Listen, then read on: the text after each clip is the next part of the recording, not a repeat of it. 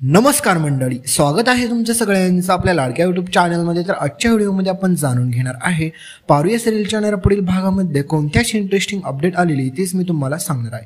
त्याच्यामुळे व्हिडिओ शेवटपर्यंत बघा। व्हिडिओ व्हिडिओ लाईक करा आणि चॅनलला सबस्क्राइब करून सोबतचं बेल नोटिफिकेशन ऑन करायला विसरू नका। तर मित्रांनो, आदित्यने चक्क आता पारूच्या वैजूचा जीव वाचवलेला आहे। तर नेमकं काय घडतं चला संपूर्ण अपडेट जाणून घेऊया।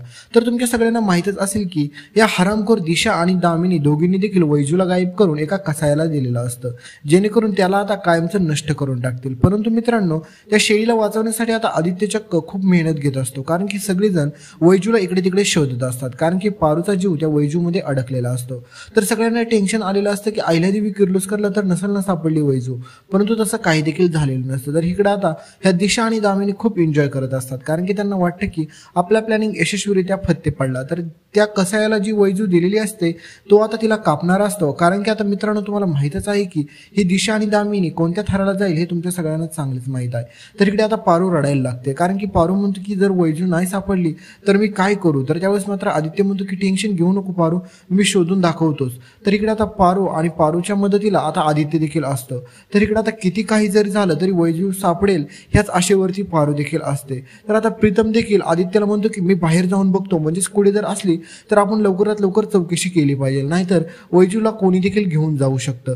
तर इकडे आता ही दिशा आणि दामिनी दोघीजण देखील एन्जॉय करत असतात आणि त्यांना वाटतं की आता वैजू कायमची संपलेली असेल, कारण की आतापर्यंत त्या माणसाने त्या वैजूला मारून टाकलं असेल। त्याच्यामुळे आता ह्या पारूचं तोंड असंच कायम पडलेलं राहील, आणि जेणेकरून तिचं तोंड असंच पडलं की वहिनींसमोर हिचं सत्य देखील आणून म्हणजेच वहिनी हिला घरातून बाहेर देखील काढतील। तर हा सगळा काही प्लॅनिंग दिशा आणि दामिनीचा असतो।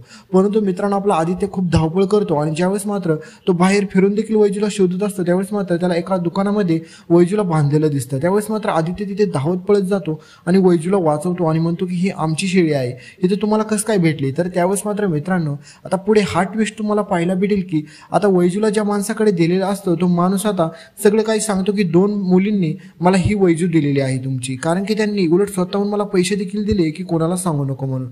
तर मित्रांनो, आता आदित्य समोर दिशा आणि दामिनीचा खरा चेहरा येईल का नाही हे कमेंट करून सांगायला विसरू नका। आणि हो मित्रांनो, आपला आदित्य किती चांगला आहे, कारण की आपल्या आदित्यने पारूच्या बाबांच्या चेहऱ्यावरती जे हसू आणलं होतं ते पाहून खरंच यार डोळ्यात पाणी आलं, कारण की खरंच खऱ्या आयुष्यामध्ये देखील आपल्या मुलीची प्रगती पाहून आपल्या बापाच्या डोळ्यामध्ये सेम टू सेम असंच अश्रू येत असतील। तर तुमचं याबाबत काय मत आहे हे कमेंट करून सांगायला विसरू नका। दिशा आणि दामिनी सोबत काय घडलं पाहिजे हे देखील कमेंट करायला विसरू नका। भेटूया पुढील येणाऱ्या लेटेस्ट भागामध्ये। आणि हो मित्रांनो, रात्रीचा व्हिडिओ मिस करू नका, कारण की रात्रीच्या व्हिडिओमध्ये तुमच्या सगळ्यांसाठी एक गिफ्ट आणलेलं आहे आणि ते देखील आपल्याला थेट अमेरिकेवरून भेटलेलं आहे। तर ते काय असेल, कुणाला कळालं असेल तर प्लीज कमेंट करून सांगा। आणि हो मित्रांनो, तुम्ही हा व्हिडिओ कुठून बघताय प्लीज कमेंट करून सांगायला विसरू नका। जय श्रीराम।